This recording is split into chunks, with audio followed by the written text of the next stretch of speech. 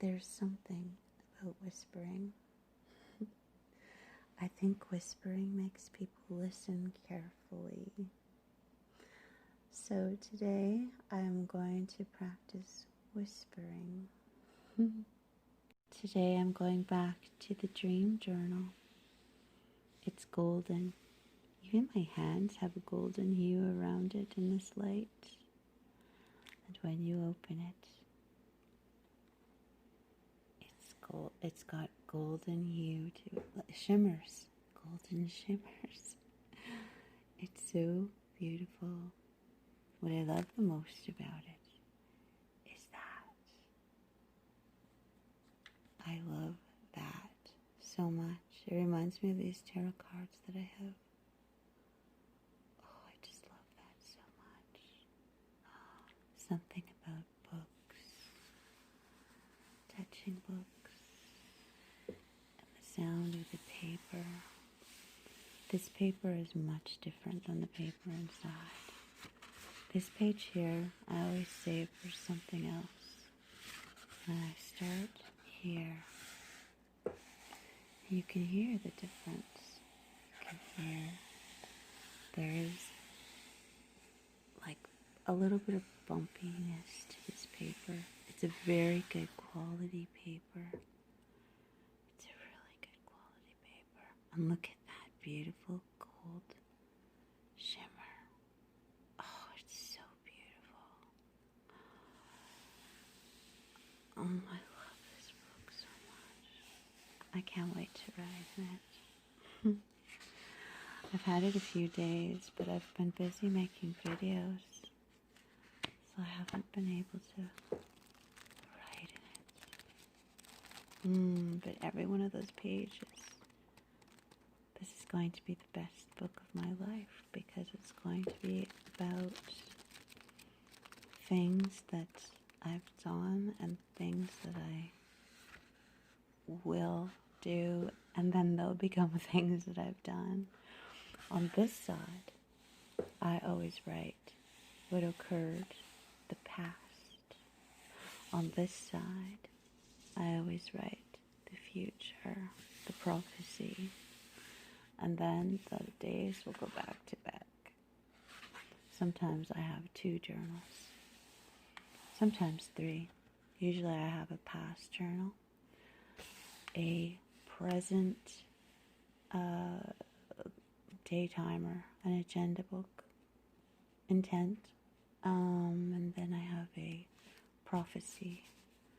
The prophecy is the hardest.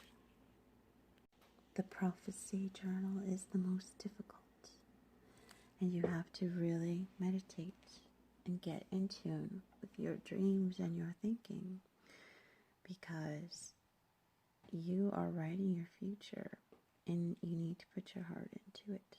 Your heart, your mind, your essence, everything. You have to be specific. And when you write it with your pencil, it really brings it to life. I use a pencil a lot of times. I don't know why. I always say lead turns into gold. I don't know if that's true. Or I use a black marker. And when I get up in the morning, I will take my dreams and I will text them out like the beat of a drum, because then my brain doesn't shift and the patterning is still in that creative zone.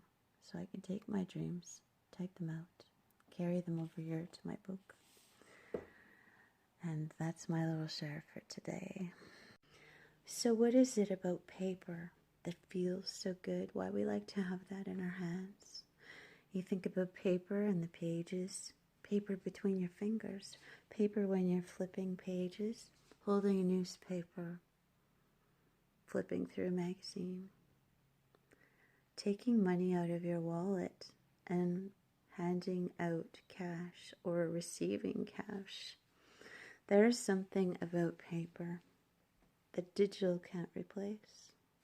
Digital is wonderful when you're in a hurry and researching, but to love and cherish something, hold it in your hands, fondle it, there's nothing like paper.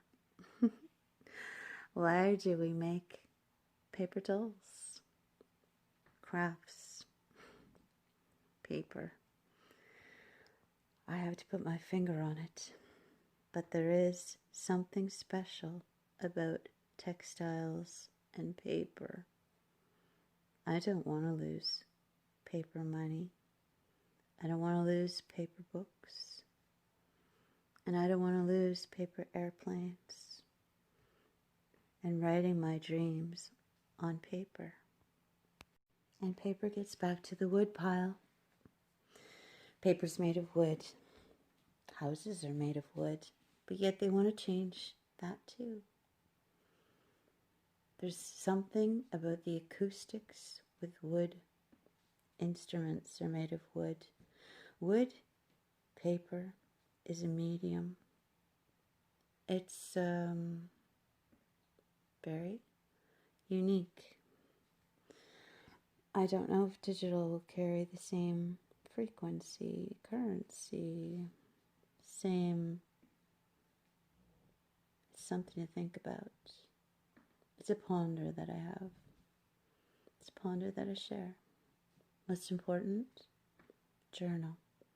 Because then you can go back to things that are happening in these days, and if you hear something, you can go back and see where you were at that time. Most important, though, is to write your future prophecy.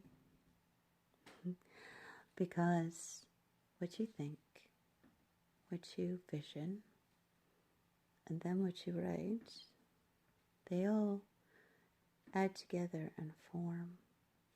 They make you think about it enough that everything starts to work with those thoughts. And then you start taking little actions toward it. It might be as simple as just getting in your car and going to look at something. But you have to take a step of action. You can't just think about it, write about it, vision it. Have to do some little thing to get there. To get you in range. It's a good study, the bow and arrow. Target, focus, aim higher. Yeah, there's a lot to all this stuff in general. Take everything around you and put it in general. It's all little working systems. And if they function and you apply the knowledge and your desires to what you want to accomplish, you just got to figure it out. It's like a puzzle. Life is a game.